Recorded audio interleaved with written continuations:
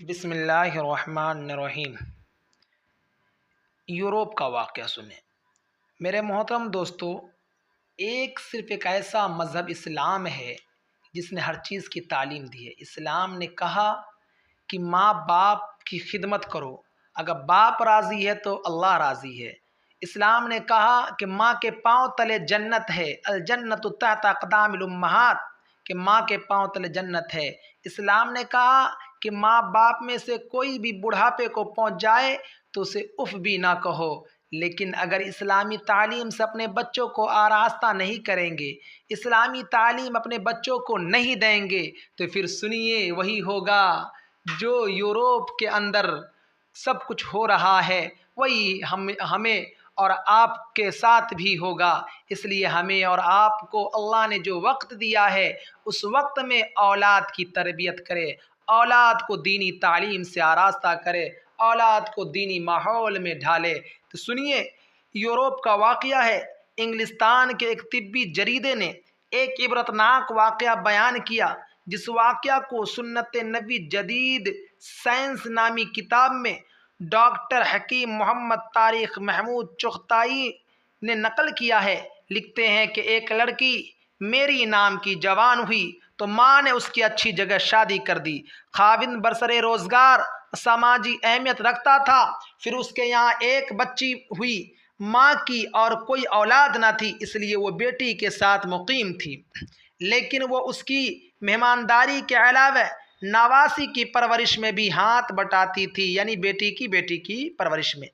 نواسی جب ذرا بڑی ہو گئی اور اپنا لباس خود تبدیل کرنے کے قابل ہو گئی تو میری نے سوچا، میری اس کا نام لڑکی کا، میری نے سوچا کہ ماں کا وجود گھر کی خوبصورتی پر اثر انداز ہے، اس لیے بڑھیا سے جان چھڑانی چاہیے۔ کیوں؟ اس وہ ماں باپ کی خدمت پر کیا اجر ہے وہ کبھی نہیں سنی تھی، وہ تو اسکول اور کالج کی زندگی میں پلی اور بڑھی تھی، اس لیے اسے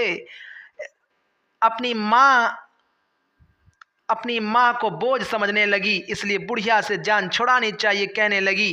ماں کو بڑھاپے کی پینشن بھی ملتی تھی، اس لیے اسے بوڑھوں کی خصوصی گھر یعنی ہولڈ ہاؤس میں داخل کروا دیا گیا۔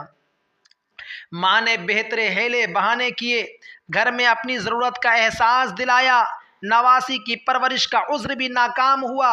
میری کا اصرار تھا کہ ہمارا 4 کمروں کا مکان اب تنگ پڑ گیا ہے، اس میں وسعت کی ایک ہی صورت ہے کہ اماں چلی جائے۔ میری کی بیٹی ایلزبتھ کو نانی سے انس ہو گیا تھا، محبت ہو گئی تھی، اس کا احتجاج بھی بیکار ہو گیا۔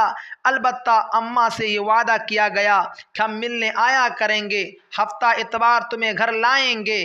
بھلا ہولڈ ہاؤس جانے سے رشتے بھی ٹوٹتے ہیں۔ اماں کو ہولڈ ہاؤس پہنچانے کے بعد ملاقاتوں میں وقفہ بڑھتا ہی گیا۔ ہفتہ اتوار کو چھٹی کے باعث گھر میں مہمان آتے رہتے تھے، ان کی موجودگی میں ایک نیم لاچار بڑھیا کا گھر میں ہونا کسی اچھے تاثر کا باعث نہ تھا، اس لیے اماں جان کے لیے ہولڈ ہاؤس میں قیام ایک مستقل حقیقت بن گیا۔ اپنی ہی طرح کی چند معذور اور مفلوق الحال بڑھیوں میں رہ کر وہ بیچاری ہمیشہ ان کو یاد کرتی، لمبے لمبے محبت بھرے خط لکھتی، نواسی ایلزبتھ کو پیار لکھتی، لیکن وہ منتظر ہی رہتی۔ بیٹی نے ماں کو خط میں یقین دلایا کہ وہ کرسمس یعنی جو عیسائی لوگ برتھ ڈے مناتے ہیں، اس طریقہ سے کرسمس ڈے مناتے ہیں، تو وہ کرسمس ڈے میں اپنی پیاری اماں کو ضرور گھر لائے گی تاکہ تمام خاندان کو کرسمس کی خوشیاں منائیں۔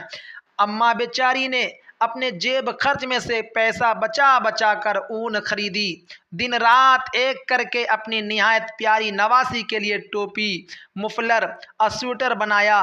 کرسمس والے دن تک کچھ کسر رہ گئی تھی، اس لیے وہ 24 دسمبر کی برف باری میں بلڈنگ کی بالکونی میں کرسی ڈال کر اپنے تحفہ محبت کی تکمیل کرتی رہی، کیونکہ 25 دسمبر کو یہ لوگ کرسمس مناتے ہیں، تو وہ اس سے ایک دن پہلے شدید سردی میں بالکونی میں بیٹھنے کی ایک ضرورت یہ بھی تھی کہ وہ چاہتی تھی کہ جب اسے لینے والوں کی کار آئے تو وہ ان کو انتظار کی گفت میں مبتلا کیے بغیر نیچے چلی جائے۔ ہولڈ ہاؤس کی ایک خادمہ نینسی بڑی خدمت گزار عورت تھی، اس نے بڑھیا کو हीटर वाले कमरे में लाने की बड़ी कोशिश की, मगर वो अपने ख़ानदान से मिलने के इश्तियाक में किसी मसलहत पर आमादा न हुई। नैन्सी ने एक कंबल लाकर उस पर डाल दिया। बार बार वापसी की तलकीन के साथ वो गर्म चाय भी देती रही। सुबह हो गई मगर लेने वाले न आए।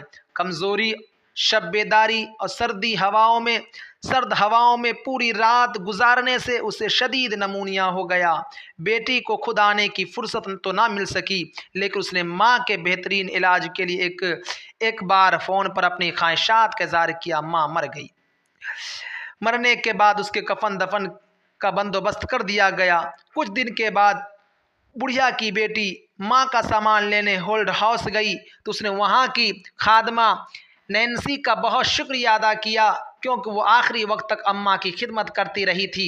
फिर उसे याद आया कि नैन्सी बड़ी खिदमत गुजार किस्म की लड़की है, इसे क्यों ना अपने ही घर में मुलाजिम रख लिया जाए। उसने बेहतर तनख्वाह के लालच के साथ नैन्सी को अपने घर चलने की दावत दी।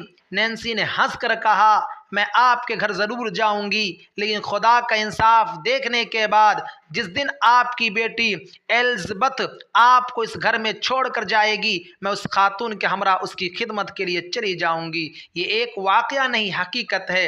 अब मॉडर्न घरानों में माँ बाप एक फालतू बदनुमा चीज़ बन गए हैं। उनकी खिदमत तो दरकिनार, नई नस्ल उनकी सूरत से बेजार होती है। लेकिन इस्लाम ने ये नहीं कहा, बल्कि इस्लाम ने कहा कि माँ की खिदमत करोगे तो जन्नत पाओगे। माँ के पाँव तले जन्नत है।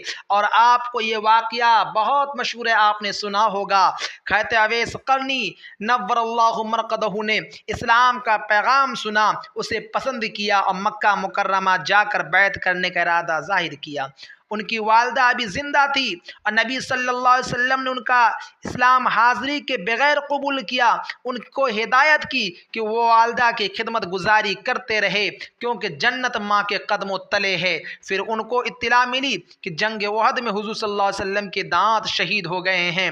मोहब्बत का यह आलम था कि पत्थर मार कर अपने दांत तोड़ दिए, लेकिन हाज़िरी इसलिए मुमकिन ना थी कि वालदा को छोड़कर जाया ना जा सकता था। उनकी वालदा नबी सल्लल्लाहु अलैहि वसल्लम के बाद भी ज़िंदा रही, इसलिए वो ज़ियारत से महरूम रहे। नबी सल्लल्लाहु अलैहि वसल्लम का साबी होने के लिए ज़रूरी है कि उस शख्स ने बुलूगत की हालत में उनको देखा हो, उनके हाथ पे इस्लाम कबूल किया हो और मरते दम तक उस पर कायम रहा हो। हैत अवैस करनी नव्वरल्लाहु मरकदहू की सल्लल्लाहु अलैहि वसल्लम से ना तो मुलाकात हुई, ना ही उन्होंने उनके दस्ते मुबारक पर बैत की।